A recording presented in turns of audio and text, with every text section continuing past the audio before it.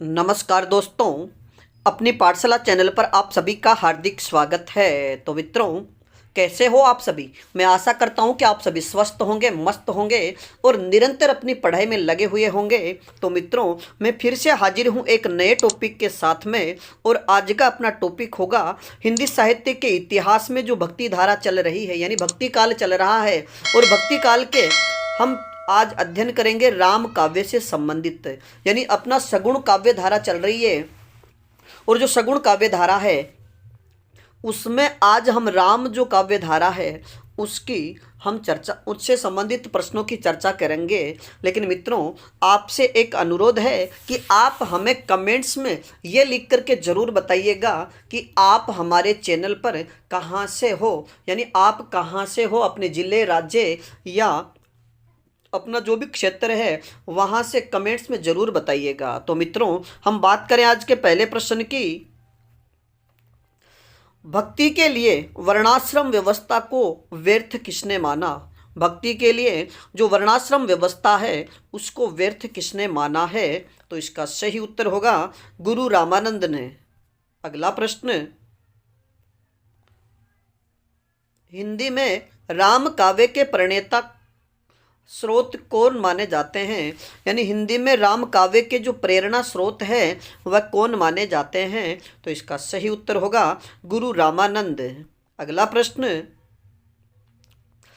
ब्रह्म सूत्रों पर श्री भाष्य, यानी ब्रह्म सूत्रों पर श्री भाष्य किसने लिखा। तो इसका सही उत्तर होगा रामानुजाचार्य ने। मित्रों, याद रखिएगा कि ब्रह्म सूत्रों पर श्री भाष्य रामानुजाचार्य ने लिखा है। अगला प्रश्न, तुलसीदास के समकालीन राम भक्त कवि माने जाते हैं, यानी तुलसीदास के समकालीन राम भक्त कवि कौन माने जाते हैं। तो इसका सही उत्तर होगा नाभादास। और मित्रों, याद रखिएगा कि जो नाभादास है वो अग्रदास के शिष्य हैं। और अग्रदास के विषय में हम चर्चा करें कि जो अग्रदास है वो अग्र अली के नाम से सीता की सखी बनकर के रचना किया करते थे। अब बात करें आज के अगले प्रश्न की। हिंदी का जातीय कवि किसे कहा जाता है। हिंदी का जातीय कवि किसे कहा जाता है। तो इसका सही उत्तर होगा गोस्वामी तुलसीदास को। और मित्रों, याद रखिएगा कि तुलसीदास को हिंदी का जातीय कवि रामविलास शर्मा ने कहा है। अगला प्रश्न, भक्ति भावना को ऊंच नीच एवं बाह्य आडंबरों से मुक्त करने का कार्य किसने करने का श्रेय किसे जाता है। यानी जो भक्ति भावना है इसको एक तो ऊंच नीच और बाह्य आडंबरों से मुक्त करने का जो कार्य है वो किसने किया, या मुक्त करने का श्रेय किसे जाता है। तो इसका सही उत्तर होगा आचार्य रामानंद को, यानी गुरु रामानंद ने भक्ति के मार्ग सभी वर्गों के लिए खोल दिए थे और उन्होंने ऊंच नीच और जो बाह्य आडंबर थे उनको मिटाने के कार्य भी किया। अब बात करें अगले प्रश्न की। अग्र अली नाम से सीता की सखी बनकर काव्य रचना कौन करते थे, यानी अग्र अली नाम से सीता की सखी बनकर काव्य रचना कौन करते थे। तो इसका सही उत्तर होगा स्वामी अग्रदास। अगला प्रश्न, दक्षिण में सर्वप्रथम राम भक्ति का प्रचार प्रसार किसने किया। दक्षिण में सर्वप्रथम राम भक्ति का प्रचार प्रसार किसने किया। तो इसका सही उत्तर होगा आलवार भक्तों ने। और मित्रों, आलवार भक्त किन्हें कहते हैं, जो वैष्णव की भक्ति करता है उन्हें आलवार भक्त कहा जाता है। यानी विष्णु की भक्ति करने वालों को वैष्णव और वैष्णवों को दक्षिण भारत में आलवार के नाम से जाना जाता है। और आपको बता दें कि राम विष्णु के अवतार थे, इसलिए दक्षिण भारत में राम भक्ति का प्रचार प्रसार का कार्य आलवार भक्तों ने किया है। और आपको एक बात और बता दें कि दक्षिण में जो शैव भक्त होते हैं, यानी शिव की भक्ति करने वाले को शैव कहा जाता है, और दुर्गा की भक्ति या शक्ति की भक्ति करने वाले को शाक्त कहा जाता है। तो जो शिव की भक्ति करते थे वो शैव कहलाए, और दक्षिण भारत में शैवों को नयनवार भी कहा जाता है। अगला प्रश्न, आचार्य रामचंद्र शुक्ल के अनुसार राम भक्ति में रसिक संप्रदाय के प्रवर्तक कौन माने जाते हैं? आचार्य रामचंद्र शुक्ल के अनुसार राम भक्ति में जो रसिक संप्रदाय है उसके प्रवर्तक कौन माने जाते हैं? तो इसका सही उत्तर होगा रामचरण दास। मित्रों याद रखिएगा, आपसे सीधा प्रश्न पूछ लिया जाए कि रसिक संप्रदाय के प्रवर्तक कौन है, तो रामचरण दास। और आजकल मित्रों कूट भाषा के जो प्रश्न पूछे जाते हैं उनमें एक तरफ तो संप्रदाय का नाम होगा, दूसरी तरफ उसके जो प्रवर्तक है उसका नाम होगा। तो आपसे अगर सीधा प्रश्न या मिलान वाला प्रश्न पूछ लिया जाए कि निम्नलिखित संप्रदायों को उनके प्रवर्तकों से मिलान कीजिए, या तो ये प्रश्न पूछा जाएगा। तो इसलिए जितने भी संप्रदाय हैं उनके प्रवर्तकों के नाम अच्छे से याद रखिएगा।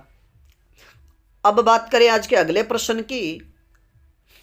तुलसी से पूर्व यानी तुलसीदास से पूर्व राम कथा का वर्णन कहाँ देखने को मिलता है? यानी गोस्वामी तुलसीदास से पूर्व राम कथा का वर्णन कहाँ देखने को मिलता है? तो इसका सही उत्तर होगा पृथ्वीराज रासो के द्वितीय समय में। मित्रों याद रखिएगा कि जो पृथ्वीराज रासो है यानी चंद्रबरदाई द्वारा रचित रचना पृथ्वीराज रासो का जो दूसरा समय है, यानी पृथ्वीराज रासो के कुल समय की बात करें तो इसमें 69 समय है, और दूसरा जो समय है उसमें राम कथा का वर्णन किया गया है।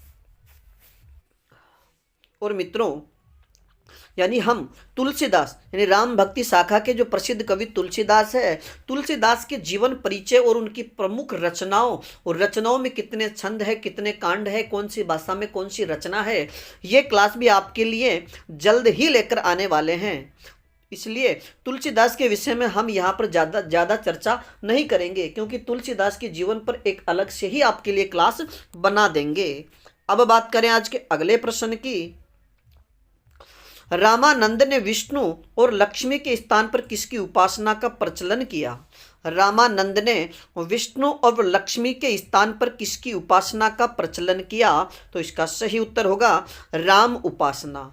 यानी गुरु रामानंद ने यानी इससे पहले लोग भगवान विष्णु और उनकी जो पत्नी है लक्ष्मी की पूजा किया करते थे, तो रामानंद ने इनकी विष्णु और लक्ष्मी के स्थान पर राम की उपासना पर बल दिया और उन्होंने रामावत संप्रदाय चलाया था। अब आपसे प्रश्न पूछ लिया जाए कि रामावत संप्रदाय के प्रवर्तक कौन है, तो उत्तर होगा गुरु रामानंद। अगला प्रश्न, हिंदी में राम भक्ति साहित्य संबंधी प्रथम काव्य रचना कौन सी मानी जाती है? हिंदी में राम भक्ति साहित्य संबंधी प्रथम रचना या प्रथम काव्य रचना कौन सी मानी जाती है? तो इसका सही उत्तर होगा राम रक्षा स्रोत। और मित्रों याद रखिएगा कि जो राम रक्षा स्रोत है इसकी रचना गुरु रामानंद ने की थी। अगला प्रश्न, किस शाखा के भक्त अपने को सीता की सखी के रूप में प्रस्तुत होकर भक्ति करता है? यानी वह कौन सी शाखा है जिसके जो भक्त हैं वह अपने आप को सीता की सखी के रूप में प्रस्तुत कर भक्ति करता है? तो इसका सही उत्तर होगा तत्सुकी शाखा। तो इसके प्रवर्तक की बात करें तो जीवाराम है। अगर आपसे प्रश्न पूछ लिया जाए कि तत्सुकी शाखा के प्रवर्तक कौन है या इस शाखा का प्रवर्तन किसने किया, तो संत जीवाराम ने। बात करें आज के अगले प्रश्न की। उत्तर भारत में राम भक्ति का सर्वप्रथम प्रचार प्रसार किसने किया? कि उत्तर भारत में राम भक्ति का सर्वप्रथम प्रचार प्रसार किसने किया? तो इसका सही उत्तर होगा गुरु रामानंद ने। और मित्रों याद रखिएगा कि गुरु रामानंद के जो गुरु थे उनका नाम राघवानंद था, और राघवानंद के गुरु की बात करें तो कांचीपूर्ण। अब बात करें आज के अगले प्रश्न की। जयपुर के निकट गलता नामक स्थान पर रामानंद संप्रदाय की स्थापना किसने की? कि जयपुर में जो गलता एक तीर्थ स्थल है वहाँ पर रामानंद संप्रदाय की स्थापना किसने की? तो इसका सही उत्तर होगा कृष्णदास पयहारी ने। और मित्रों याद रखिएगा कि जो रामानंदी संप्रदाय है उसी से संबंधित एक तोताद्री संप्रदाय यानी कृष्णदास पयहारी ने तोताद्री संप्रदाय की स्थापना की जो रामानंदी संप्रदाय से संबंधित है। अगला प्रश्न, तुलसीदास के संबंध में अलौकिक घटनाओं का चित्रण किसने किया है? तुलसीदास के संबंध में अलौकिक घटनाओं का चित्रण किसने किया? तो इसका सही उत्तर होगा बाबा बेनी माधवदास ने। और मित्रों याद रखिएगा कि बाबा बेनी माधवदास की रचना का जो वर्णन है, यानी उनकी जो रचना है उसका नाम है गोसाई चरित्र। और गोसाई जो चरित्र है उसमें तुलसीदास के जो अलौकिक घटनाएं हैं उसका वर्णन किया गया है। या आपसे प्रश्न पूछा जाए कि गोसाई चरित्र के रचयिता बाबा बेनी माधवदास, गोसाई चरित्र में किसके जीवन चरित्र या किसके जीवन के विषय में रचनाएं हैं? तो तुलसीदास। अगला प्रश्न,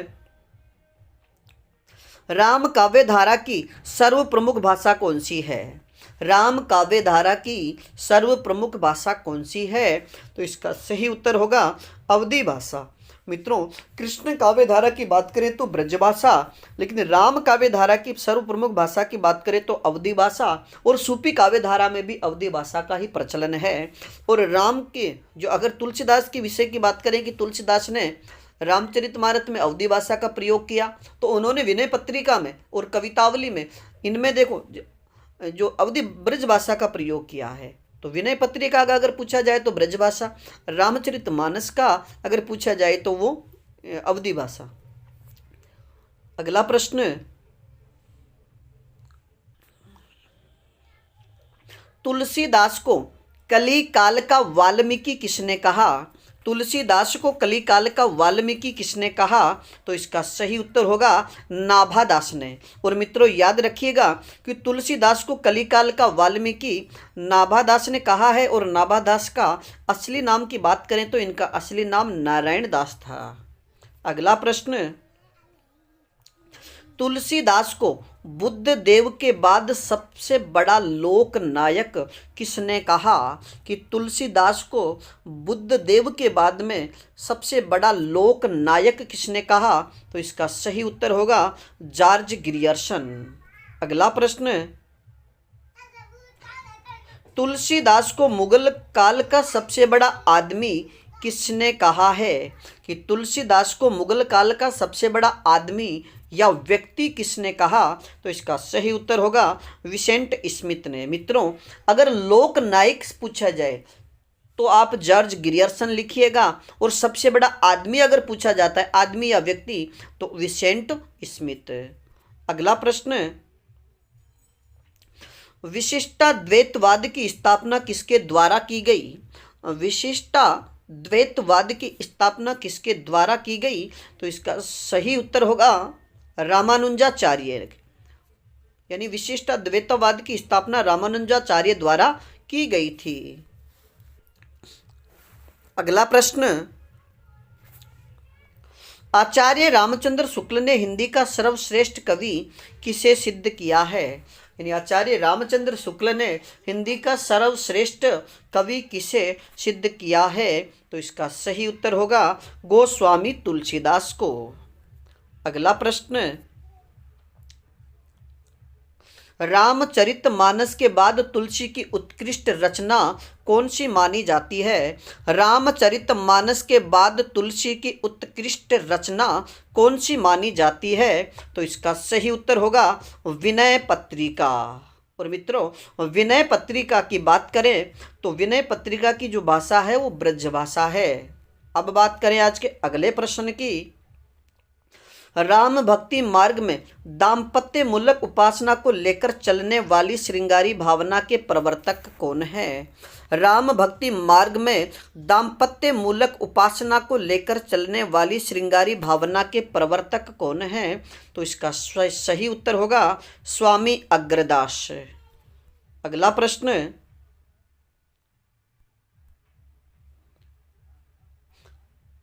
राम भक्ति में स्वसुखी शाखा के प्रवर्तक कौन है? राम भक्ति शाखा में स्वसुखी शाखा के प्रवर्तक कौन है? तो इसका सही उत्तर होगा रामचरण दास। और मित्रों अगर तत्सुखी शाखा की बात करें तो जीवाराम दास, यानी स्वसुखी शाखा रामचरण दास और तत्सुखी शाखा संत जीवाराम। अब बात करें आज के अगले प्रश्न की, सीतायन के रचयिता कौन माने जाते हैं?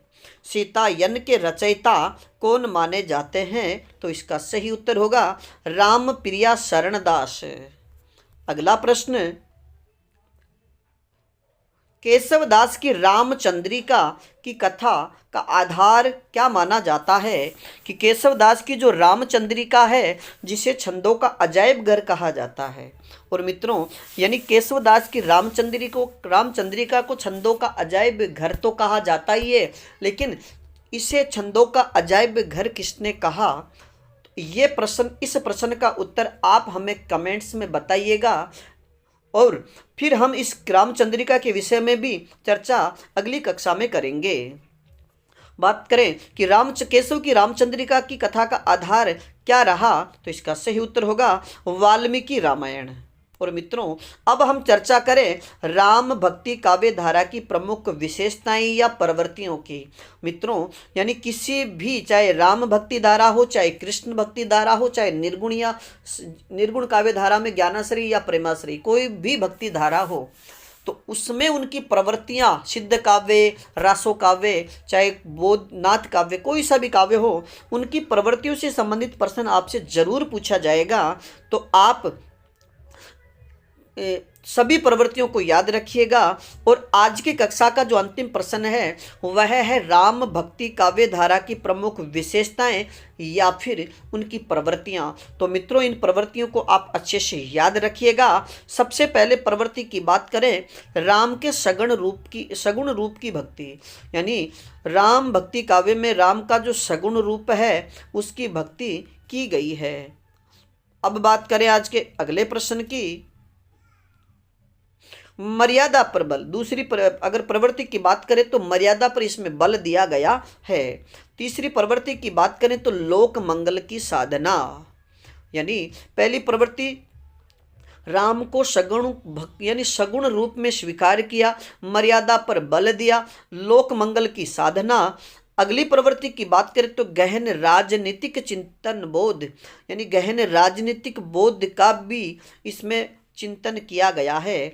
दूसरा और सबसे बड़ी विराट, यानी इसमें अगर बात करें सबसे बड़ी और सबसे प्रसिद्ध जो प्रवृत्ति है, समन्वयात्मक जीवन दृष्टि, यानी राम भक्ति काव्य धारा की सबसे अगर प्रसिद्ध प्रवृत्ति की बात करें तो समन्वय की विराट चेष्टा इसमें की गई है।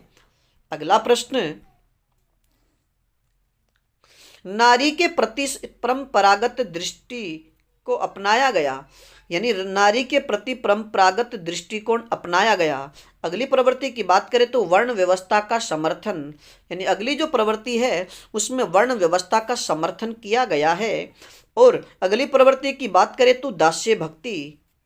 और मित्रों, अब बात करें राम भक्ति शाखा से संबंधित अगली प्रवृत्ति युगीन समस्याओं का निरूपण, यानी उस समय में जो भी समस्याएं थी उनका भी उनमें रेखांकन किया गया है और उन समस्याओं से निपटने का भी उपाय यहाँ पर बताया गया है। अगली प्रवृत्ति की बात करें तो प्रकृति के अनेक रूपों का चित्रण इसमें किया गया है। अगली प्रवृत्ति राम के सगुण साकार रूप की अर्चना, यह हमने पहले पढ़ ली है। नीति एवं उपदेश की प्रधानता, यानी राम भक्ति काव्य में नीति एवं उपदेश की प्रधानता भी रही है। और अब अंतिम प्रवृत्ति की बात करें तो सद्भाव और सात्विकता का संदेश। तो मित्रों, आज के लिए इतना ही, बाकी फिर मिलेंगे एक नए टॉपिक के साथ। तब तक आप अपने अध्ययन में जुटे रहिएगा। और आप सभी से हम यही कहना चाहेंगे अंत में कि हिंदी साहित्य के इतिहास की जो कक्षाएं हैं वो मैंने क्रमबद्ध रूप से डाल रखी है, इसलिए आप उन कक्षाओं को अगर रेगुलर देखोगे, क्रमबद्ध तरीके से देखोगे तो तुम्हें हिंदी साहित्य का इतिहास जो हार्ड लगता है वह भी आपके लिए सरल हो जाएगा। और मैं ये नहीं कहता कि आप इसे यानी स्पीड से भी, यानी 2 की स्पीड से भी देखोगे तो भी आपके ये आसानी से समझ में आ जाएगा। और अंत में आपसे कहना चाहेंगे कि अपनी पाठशाला बाय बीएन सर चैनल पर अगर आप नए हो तो हमारे चैनल को लाइक, सब्सक्राइब और कमेंट्स ज़रूर कीजिएगा। धन्यवाद।